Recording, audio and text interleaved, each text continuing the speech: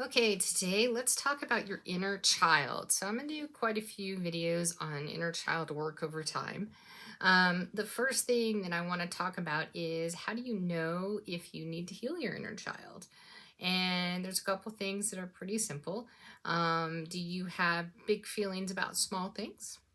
Do you have self sabotaging behaviors? Do you have unhealthy coping mechanisms? Do you have self criticism and low self esteem? Do you often have relationship issues? And do you have possibly mental, physical, or emotional health issues? So, any of those things definitely hurt inner child. If that sounds like you, then stay here and let's talk about it a little more. So, as far as your inner child, what is it? Okay. Your inner child is actually a part of your subconscious mind. So, give you a couple bits of feedback. So, first of all, your subconscious mind, which handles all of your fight, flight, fright, fawn, freeze responses to how you deal with the world, forms its foundational programming within you up to the age of 7. Okay, so up to the age of 7, all the experiences that you have that either keep you safe or not, all right, and how you react to those are all baked and hard coded into your subconscious. Now, when you look at your inner child and you think of a visual, the visual would be of a child under the age of 7. Okay, so it's a child, it's yourself that you identify with when you look back and think about yourself under the age of 7. And what I would tell you is this: it's often, at least for me, um, I always identify my inner child with the inner child that I wasn't, but that I was supposed to be. So, for example, my inner child is actually really calm and very peaceful, and has this innocence to her. Okay. At the same time, my conscious mind knowing that, a lot of that stuff was all stripped away. Okay. Your inner child may look like that to you, or it may look to you like a very scared, fragile, child. So either way it looks to you is totally fine. But that's basically your inner child. All right. Now, something to understand about that whole subconscious programming up to the age of 7, right? So, who were your caregivers? And what did they do? And how did they do it? How did they raise you? What was their parenting styles? Did it work well or did it not work well?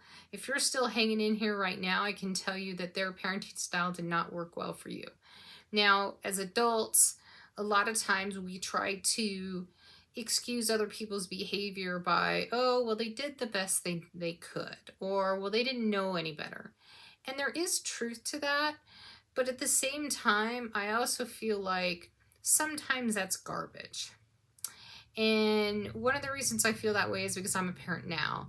And so I look at myself as a parent, and there's just certain fundamental things that I'm like, I did not come to those conclusions like my parents did.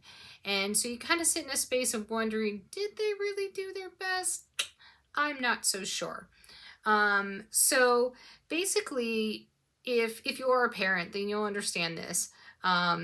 If you have a child, right, and let's say they're in that year and a half to probably about 3.5 years old phase, it's what I call, other people call it toddler.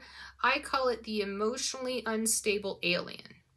Okay, that's what children at that age are. They are emotionally unstable little aliens, and they're all over the map. And you're like, what is going on with the emotionally unstable alien? Okay, now they're not getting something. I can't tell you what it is because every child's a little different, but there's something that they need. There's something that they feel that they're not getting. And a lot of times as parents, we try to force things. We try to control things. A lot of parents, at least up to, the last couple decades, have really raised their children with the idea that if you fear me, you will respect me. And I would say that that's a flawed concept. I know that for myself as a parent, I look at my child and I don't ever want my child to actually fear me. if my child fears me, like he fears, the monsters in the world, that's not how I want him to identify with me as his mother. So I would actually say that fear is not the right way to go. And I don't believe that fear actually equates to respect. Definitely not in the long term overall. So that's kind of that stuff. Now, you in your child state, okay, your subconscious mind, there are self-defense mechanisms that you put in play, and there are different coping strategies that you have put in play. And whether you realize you're about to go somewhere near something you don't really want to, or whether you are looking at, and so you're trying to stay away from that pain, or whether you're trying to pretend it didn't exist, right? So that you can try to operate okay and then wallow, in quiet and private. These are all inner child problems that, need healing. So, your caregivers often have impacted you socially, cognitively, emotionally, and sometimes, physically, with your health. So what do we do to heal that? All right, well, the first thing is, what are your wants? What are your needs? Okay, and you find that by identifying what triggers you. All right, so things that trigger you could be, or they could be little things.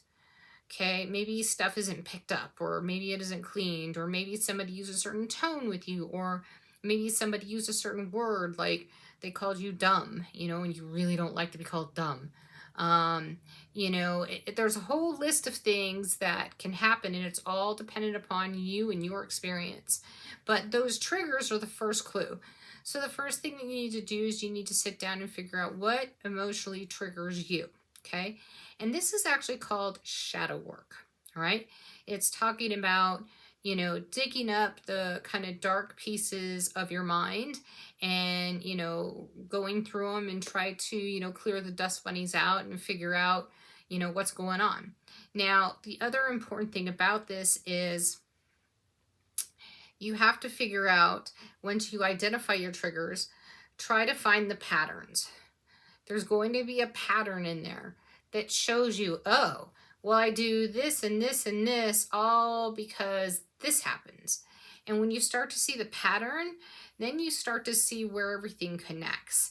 And that's really important, because if you can figure out what connects and what's all tied to the same thing, then you can work on, changing the root of the problem so that all of these things will start to change for you. And so instead of being like, oh, I got to change that, and then I got to change that, and then I got to change that, it becomes more of a, well, this was the pattern. So if we try to change the root of the pattern, right, then the rest of these things will start to even out. The second thing is you want to identify new behaviors and thoughts and feelings, okay? And what that means is, how you operate today, okay? And part of this is self-awareness. How do you operate today, and how do you want to operate? When you walk away from an emotionally explosive situation and you look back, do you say, I operated how I wanted to operate. I said what I wanted to say. I said it in the manner that I wanted to say. I used the words I wanted to say. Or do you walk away feeling, man, I wish I hadn't been so aggressive, or I wish I'd used different words. That's all self-awareness, but these are all things that we got to figure out. And at that point, that's when you say, well, how do I want to react, right? When I'm having a conversation with my significant other, how do I want us to interact? What can I do as far as my side of the equation? And, start mapping that out. All right. And then beyond that, what you have to do is you have to accept yourself. You have to accept yourself as you are, and accept yourself that you're on a journey, and that it's okay not to be perfect. And it's okay that, you had problems in your past. And it's okay that, you have a hurt and damaged inner child. You are the one who's now in control as an adult of you, of your responses, of your inner child, and of your healing journey. So those are all steps for you to kind of navigate that. So again, what are your unmet needs? What are the things that will trigger you? Obviously have self-awareness, and then, accept yourself and identify, new thoughts, behaviors, and actions that you would prefer to play out in those situations instead. So if you would like, if you like this video, like the video, definitely subscribe to my channel. Otherwise, you can follow me on Facebook and Instagram for a lot of my daily life advice. And then you can also, if you're interested in life coaching, you can go to my website at talktopalace.com, where I have both a self-help course or I do one-on-one sessions. All right, thanks. Have a good day.